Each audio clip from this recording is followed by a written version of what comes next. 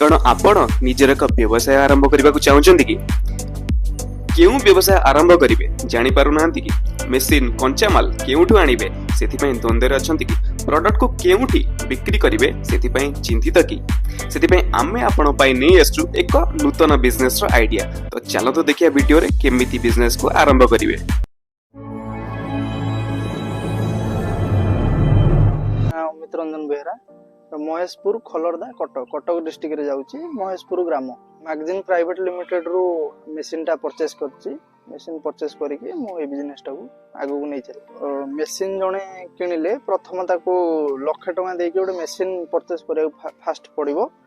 मु यूट्यूब रू मैगजीन विषय रे जानिथिली। यूट्यूब रू जानला पर निजे ऑफिस विजिट करथिली। ऑफिस विजिट कोला परे मु मैगजीन संगे कथा हे कि तापर मेसिन आनली। 23 वर्ष बयस रे आपण ए बिजनेस टी करिए बोली केमि दिबा देखंतु आमे जे कोनोसी संस्था रे कि जेड बड पोस्ट रे रहिले भी सब बेले आम सीनियर रे ही जन रहितेबी। तो आमर जदी किछि भी प्रॉब्लम होउची तो सेमाना मु कहउसंदी एटा भूलला सेटला मु सेही जिंस रु चिंता करली कि मु निजे ओनर काई न होबी।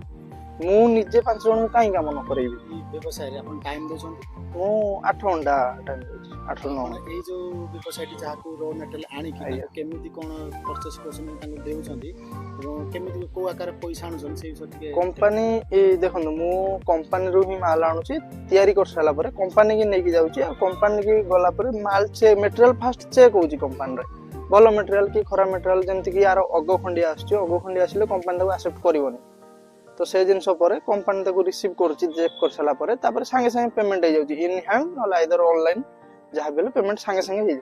आपण केते मास धरि कि केते वर्ष धरि व्यापार स्टार्ट करलन? नहीं देखो मु तो चाकरी छाड़िया मोर 1 ईयर हबो किंतु मु बिजनेस करिवा मोर 6 मंथ हबो।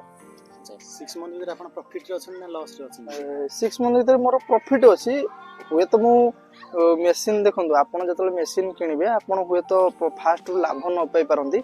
मेसिन शिखिबा को मेसिन विषय जानिबा को आपण 2 रु 3 मास लागि जो तापर 3 मास मोर देखो सेमिति हले 3 मास मोर सेट मेसिन जानिबारे गला तापर 3 नेक्स्ट 3 मास मु प्रॉफिट रे चलछि। से जो मैगजीन कंपनी आपण को माने आपण को जा प्रॉब्लम होला कोनला सेतिर साथ दोछन ना दोना? मैगजीन कंपनी बहुत हेल्प करछि कस्टमर मान को। केन देखंतु हमर सर्विस पय जदी हमें कोनोसी जिंस कंपनी की फोन करछु हे तो कंपनी संगे संगे हमको न देई पाइले ता पर दिन नेक्स्ट पर दिन हमको कंपनी बहुत हेल्प करूची और संगे संगे सर्विस मिल जाउची। मु कहया को चाहिबी आपण जदी ए बिजनेस करिया को चाहउछनी आपण को पेशेंस रखिया को पड़िबो। कारण ए मेसिन रे काम करले कि ए अगरबत्ती कामटा करले नाही जे आपण संगे संगे गोटे जिनस प्रॉफिट पाई जिवे आपण टिके टाइम लागो। तो सेही टाइमिंग टा आपण धैर्य धरियार अछि। सेही टाइमिंग टा ही लोक माने से पेशेंस ही सेति पाएन जो थरे कि लोक माने मेसिन आमे मेसिन फोपाड़ दबु मेसिन ये कर दबु जोटा कंपनी के ब्लेम करछंदी किंतु एक्चुअली से जिंस नो आपन को धैर्य धरिया पड़ो। धैर्य धरला पर ऑटोमेटिक आपन ठीक लाइन के कले आपन जदी 9 क्विंटल 10 क्विंटल माल बाहर करले तो आपन आराम से गोटे पिला को देई सब करी आपन पाखर 15000 टका आराम से बचिबो। सेही हिसाब रे आपन जदी आउ टिके लोन करी 5टा 7टा मेसिन पकेले तो गोटे मेसिन नु देखंतु जदी 15000 टका आपन पाउछंती तो 5टा मेसिन पकेले 75000 टका आपण पाई गेले। मेसिन विषय रे तो मु जानि नथिले मु जानथिले मेसिन एम्ति चालुची एम्ति प्रोडक्ट बाहरुची एम्ति ये किंतु कंपनी रो जो पिला आस्तेले सर्विस दवा पई से 2 रु 3 घंटा भीतर मते ट्रेनिंग दे दिते।